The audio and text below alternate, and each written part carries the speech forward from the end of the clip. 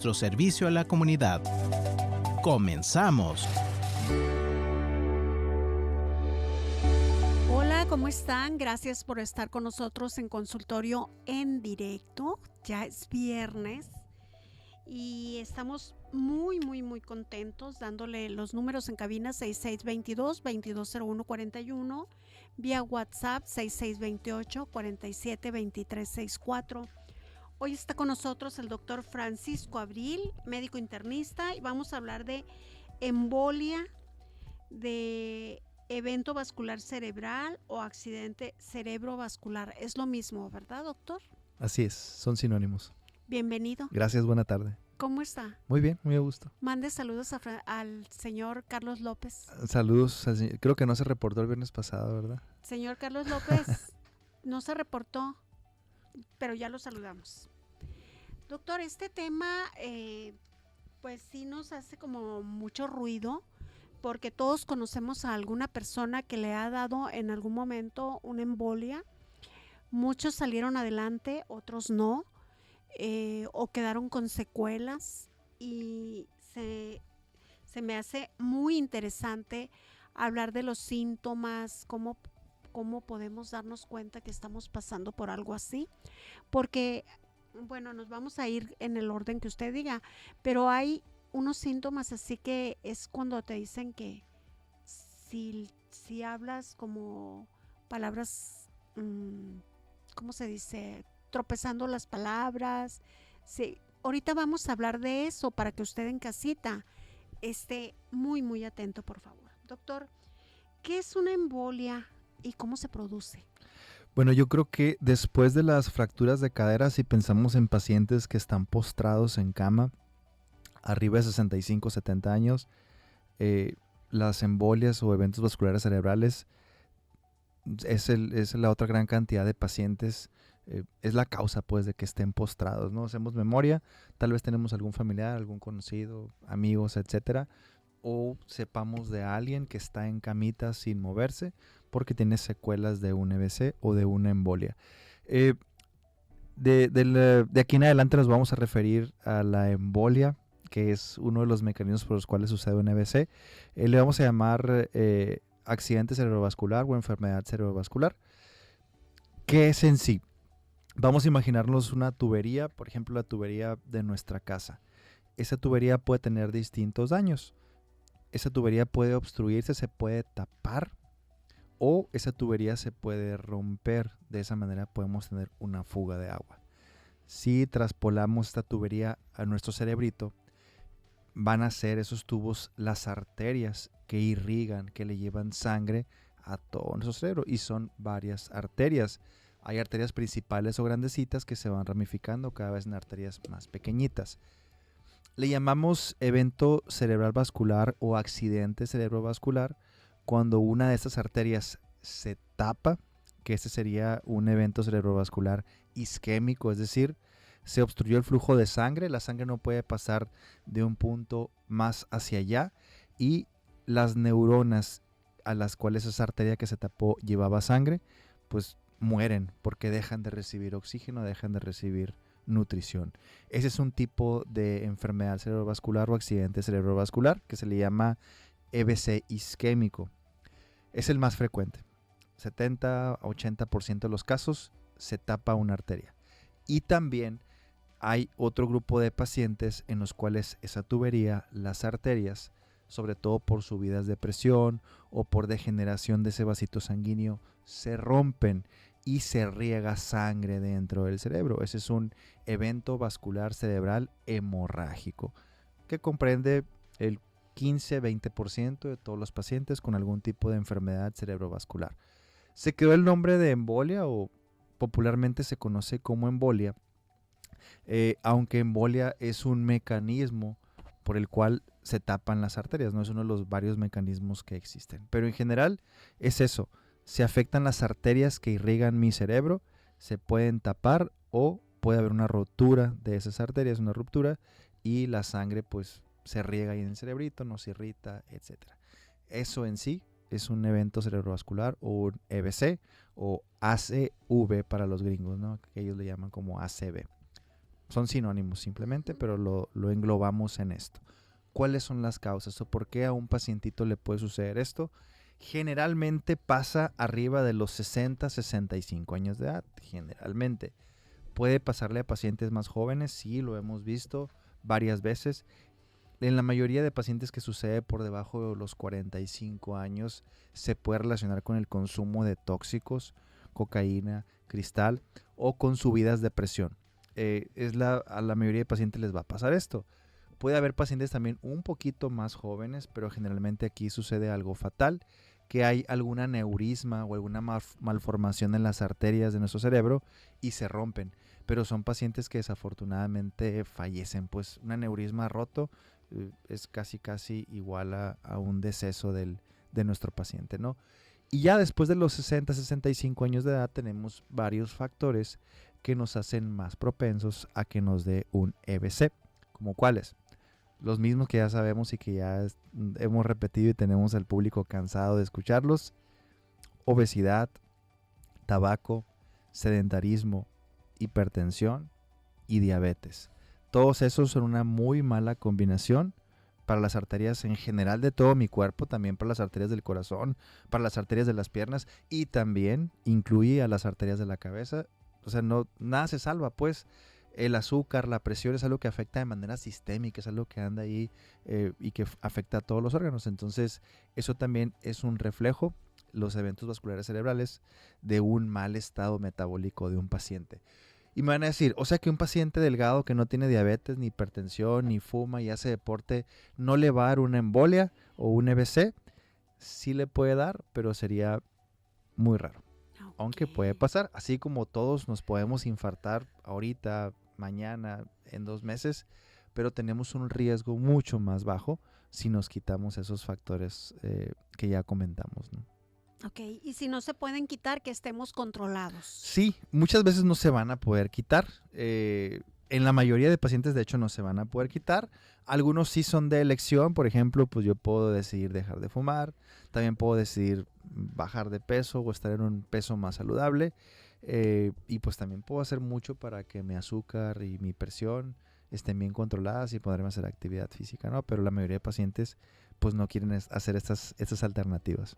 Ok, doctor, se están comunicando con nosotros. Dice, buenas tardes, mi esposo está en cama ya hace 1 año con problemas de atrofia cerebral.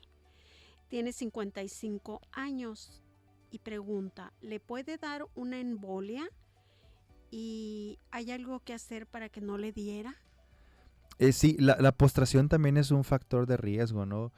Hay que ver si este paciente pues tiene diabetes, tiene hipertensión, otras enfermedades agregadas. Y dependiendo de los factores de riesgo que él tenga, se pueden utilizar algunos antiagregantes plaquetarios tal vez que disminuyan un poco el riesgo de que esto le pueda pasar, aunque no es garantía, ¿no? El utilizar algún medicamento en cierta población muy específica para disminuir el riesgo no nos elimina el riesgo, lo disminuye, pero no es garantía de que no pueda pasar. Sí puede suceder, pues. Pero podemos, como decimos, podemos prevenir y ya es más bajo el porcentaje de que sucede. Sí baja el riesgo algo, ¿no? Algo se puede hacer, pues, pero hay que valorar el caso en específico de este paciente, ¿no? Ok. Doctor, el señor Carlos López dice que sí nos escuchó la semana pasada. Ah, muy bien. Que pase a perdonar. Y la señora que hace ratito nos habló, dice que sí tiene presión arterial y diabetes. Sí, pues habría que ver qué tan bien controlado está de esto y si no está muy controlado, pues tratar de que esté en metas de buen control para poder disminuir el riesgo de un evento vascular cerebral. Antes de que vayamos a corte, vamos a darle el número de teléfono del doctor Abril para que haga la cita ya. 6622-1036-91. 6622-1036-91. Haga la cita para que lleve a su esposo con el doctor Abril. Bueno, doctor, pues vamos a ir a un corte y regresamos. Muy bien. Contacte a nuestro número en cabina 6622-220141 y vía WhatsApp 6628-472364. Regresamos después de una pausa. Consultorio en directo de Radio Sonora. Continuamos. Gracias, infinitas gracias por continuar con nosotros en este maravilloso viernes. ¿Qué va a ser hoy? ¿Qué va a ser mañana y pasado mañana? ¿Qué va a ser? ¿Ya pensó qué va a comer? ¿Ya pensó qué películas va a ver? ¿Va a ir al cine? ¿O va a ver series? Me encantan las series, doctor, pero quiero reencontrarme otra vez con los libros. He dejado de leer y quiero volver a leer. Yo también, fíjate. Quiero Me dejar. gusta mucho leer y hace tiempo que no. ¿Verdad que sí? Es que las series pues muchas veces son como una novela que tú la puedes retomar igual que un libro cuando tú quieras, pero pues es más fácil. Lo que pasa con los libros es que hace que tu mente divague y tú te imaginas las características del principal, del actor, digámoslo así, entonces del protagonista, de la... No, tú haces tu novela, tú te imaginas el mar, No, es maravilloso leer, porque del otro modo estamos viendo una serie, doctor, sí o no, pero estamos viendo lo que el productor Sí, lo que quieren quiso que hacer. veamos, sí, así es. Exacto. Entonces, lean mucho, por favor. Doctor, su número de teléfono 6622-1036-91, doctor Francisco Abril. Estamos hablando de las embolias. Doctor, ¿les pasa más a los adultos mayores? ¿Por qué Sí, lo vemos mucho en ellos? generalmente es arriba de los 60, 65 años cuando hay más riesgo de que esto suceda. Pues por el tiempo que ha transcurrido, esos vasitos sanguíneos no reaccionan igual que unos vasitos sanguíneos que tienen 15, 20 o 30 años menos, ¿no? Entonces el daño se va acumulando. Igual si un paciente tiene 10, 15 o 20 años de diabético más, pues es más probable que en el paso de los años, entre más tiempo transcurra, estos riesgos se van incrementando, ¿no? Pero también puede suceder en personas de 30 y tantos, 40. Sí, pero son por otras causas generalmente, como las que te comenté, ¿no? La Hipertensión, hipertensión, el consumo de tóxicos, alguna malformación, aneurismas, esas son las principales causas en pacientes jóvenes. Siempre hablamos mucho del antes, durante y después de una enfermedad y de lo importante que es prevenir. Y nos está diciendo el doctor que sí se puede prevenir llevando un estado de vida saludable. Podemos disminuir bastante el riesgo, ¿no? O sea, es muy poco probable que a un paciente, como el que mencionábamos ahorita, un paciente ideal que no tiene diabetes, no tiene hipertensión, hace deporte, está en su peso y no fuma, le suceda. Puede pasar como a todos, ¿no? No es garantía, No nada. es garantía, pero es muy poco probable. Doctor, ¿cuáles son los síntomas de que estemos sufriendo una embolia? Así que digas bandera roja, vete rapidísimo al doctor. Ok, eso se ha publicitado mucho en la televisión, en redes sociales, en la radio. Las que producen síntomas que nos hacen suponer más que está sucediendo una embolia son los eventos vasculares cerebrales isquémicos, los que le pasan a la mayoría de las personas. Muchas veces ellos van y se ven al espejo, sienten algo raro en la cara, como algún entumecimiento, se ven una asimetría en la cara, es decir, la cara medio chueca, una ceja que no me responde bien, o la desviación de la comisura labial de los labios hacia un lado. Puede haber eso. Lo que comentabas también al inicio, el habla le llamamos disartria, así como si alguien se hubiera tomado unas cervecitas de más, sí. como que no tiene una habla muy comprensible. Eso puede ser otro síntoma. En algunos casos, dependiendo de la extensión del proceso, puede haber disminución de la fuerza o pérdida de la fuerza completa en la mitad del cuerpo, del lado derecho o del lado izquierdo. Esa pérdida de la fuerza puede ser más acentuada en el brazo o más acentuada en la pierna o de mayor intensidad en los dedos de la mano o en el muslo de la pierna. Ahí puede ser distinto la manifestación de acuerdo al área que se afectó. Y también hay unos tipos de eventos vasculares cerebrales en los cuales hay afección de la sensibilidad o hay como algo que llamamos parestesias o disestesias. El paciente refiere como un entumecimiento, como sensación de calambre en la mitad del cuerpo. Las embolias o los eventos vasculares cerebrales afectan solamente la mitad del cuerpo, que puede ser desde la cara hasta el pie. Aquí generalmente es cuando el paciente busca ayuda. y la ayuda la tienen que buscar pronto. Ahorita vamos a ver por qué.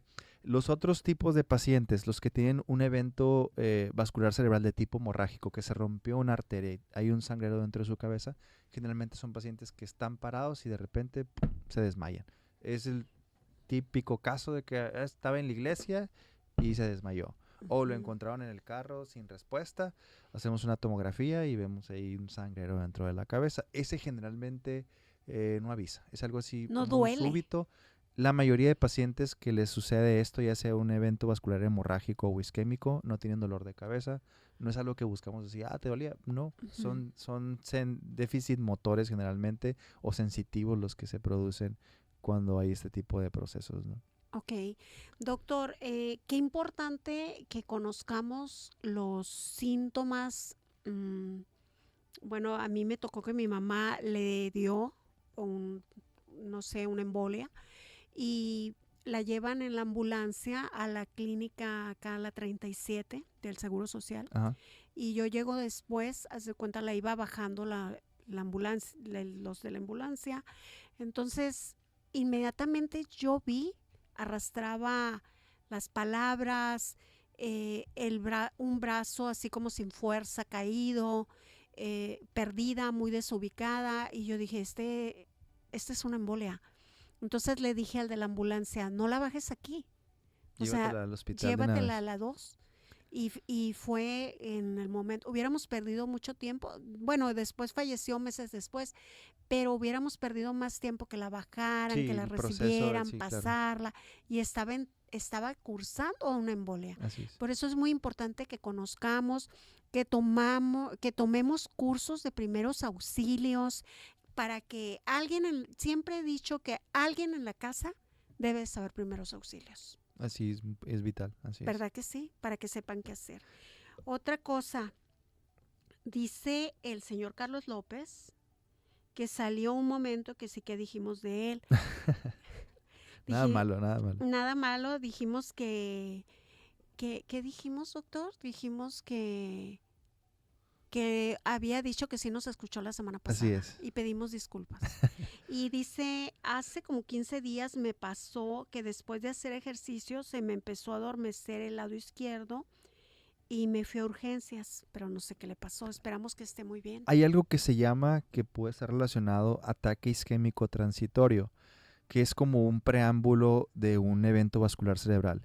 En el ataque isquémico transitorio generalmente los síntomas son síntomas así muy parecidos, que pueden haber síntomas sensitivos, falta de movilidad, pero el paciente en media hora o menos recupera otra vez. Aquí lo que sucede es que una arteria se ocluye parcialmente, no se tapa por completo, pues la arteria del cerebro y algo de circulación y eso mantiene las neuronas ahí medio despiertonas, ¿no? Y generalmente por alguna razón el flujo de sangre vuelve a ser normal, pero esos pacientes tienen un riesgo muy alto de presentar como tal un proceso, un EBC isquémico pues ya franco, ¿no? Entonces también hay que estar al pendiente y hay pacientes que tienen síntomas así de ataque isquémico transitorio que también está muy bien caracterizado. ¿Qué sucede o qué sigue después de que un paciente llega a un hospital por una sospecha de un evento vascular cerebral? Hay que hacerle un estudio de imagen llamado tomografía. Este es un estudio rápido, entre más pronto se haga mejor. La tomografía inicialmente no es para ver un evento isquémico. La tomografía inicial es para descartar que el paciente tenga un sangrado dentro de la cabeza porque ella nos cambia drásticamente el manejo. Si es un paciente que tiene un sangrado, dependiendo de la extensión, generalmente tiene que entrar a quirófano para evacuar o drenar esa sangre, ese hematoma que se formó. Hay hemorragias pequeñas que van a requerir vigilancia, control de la presión, etcétera, pero muchos pacientes que sangran dentro de la cabeza por un evento vascular cerebral tienen que ser sometidos a un tratamiento quirúrgico. Y los otros pacientes, que son la mayoría, en la tomografía inicial no vamos a ver mucho. Prácticamente vamos a ver un cerebrito normal, porque el daño, el infarto como tal, el ver una mancha negra dentro de la tomografía, para eso tienen que pasar de 24 a 48 horas. Y entonces, ¿para qué le hicimos la tomografía? Primero, para definir si era hemorrágico o era isquémico, y si ya descartamos que es hemorrágico, podemos proceder con una terapia, que es un medicamento para deshacer el coagulito ese que nos está tapando cierta arteria del cerebro. Este medicamento tenemos una ventana de tiempo muy cortita para administrarlo. Desde que empezaron los síntomas hasta que le estoy poniendo el medicamento, no deben de pasar más de 4 horas y media. Ya no lo hacemos si pasaron más de 4 horas y media. Eso se llama trombolisis. Es un medicamento que ponemos en un suerito por la vena que va e intenta como deshacer ese coagulito. A la mayoría de pacientes que se les hace este tratamiento a tiempo les puede ir muy bien y pueden recuperar la funcionalidad casi por completo. El problema es que casi todos nos llegan ya fuera de ventana para poder realizar este procedimiento, porque muchos pacientes vienen de un pueblito, vienen de otro lugar del estado, o sus familiares los encontraron un día después de que están tirados ahí en el piso y que no saben nada de ellos. No en todos los pacientes pues es muy factible que hagamos este tipo de tratamiento porque nos llegan ya fuera de ventana de tiempo. ¿Y qué pasa si ponemos el medicamento fuera de esta ventana de 4 horas a 4 horas y media? Pues tenemos un riesgo de sangrado, porque es un medicamento fibrinolítico se llama, que como efecto adverso nos puede ocasionar sangrado en alguna parte del cuerpo, incluso en el mismo cerebro puede provocar sangrado. Por eso también tenemos que tener mucho cuidado con esto. Si el paciente no se pudo trombolizar, no se le pudo poner este medicamento, pues ¿qué sigue? Vigilancia, control de la presión, ponerle anticoagulantes, controlarle el azúcar, la presión, porque sí o sí, a la mayoría de pacientes pues se les va a descontrolar las enfermedades previas que ya tienen, ¿no? Las enfermedades que van junto con, generalmente cuando sucede un evento vascular cerebral se nos van a descontrolar y es muy importante tenerlas bien calmaditas, ¿no? También tenemos que evitar complicaciones. Un pacientito postrado tiene más riesgo de que se le produzca neumonía, riesgo de escaras por la postración. O sea, se vuelve algo bien complejo, pues, porque en su mayoría son pacientes que van a quedar postrados, no van a poder mover una parte del cuerpo. Hay algunos que les va muy bien, pero no son todos, que solamente se les afectó el brazo, por ejemplo. Bueno, pues llevan terapias y todo eso, pero pueden caminar, o sea, tienen la pierna está normal y tienen la fuerza normal y pueden caminar. Pero muchos pacientes van a quedar con una secuela permanente en la cual no pueden mover prácticamente la mitad de su cuerpo y esto nos va a llevar a una postración prolongada. ¿De cuánto tiempo? No sabemos. Aquí entra el rehabilitador, un colchón antiescaras, el cuidado de la familia, a veces personal de enfermería que esté ahí apoyando al paciente. Se vuelve algo muy complejo, no nomás para el paciente, no, prácticamente para toda la familia. Es algo muy drástico pues que sucede. Doctor, pues llegó el momento de despedirnos. Se me hace muy importante lo que dijo, que hay un tiempo muy corto para actuar. Así es. Rápidamente. O sea, que no pase de 4 horas desde que tuvo el Empezaron primer los síntomas, de que el síntoma. paciente Ajá. se dio cuenta o los familiares notaron que iniciaron los síntomas, es acudir rápido al hospital. Ajá, nada de que voy a esperarme No, el no. turno de la tarde, Para nada, que no, no. ok. Bueno, doctor Francisco Abril, muchísimas gracias. Gracias a ustedes. 6622-1036-91. Gracias a todos los que se reportaron, a usted en casita. Gracias, equipo de consultorio en directo. Gracias. Los esperamos en una próxima emisión de Consultorio en Directo de Radio Sonora.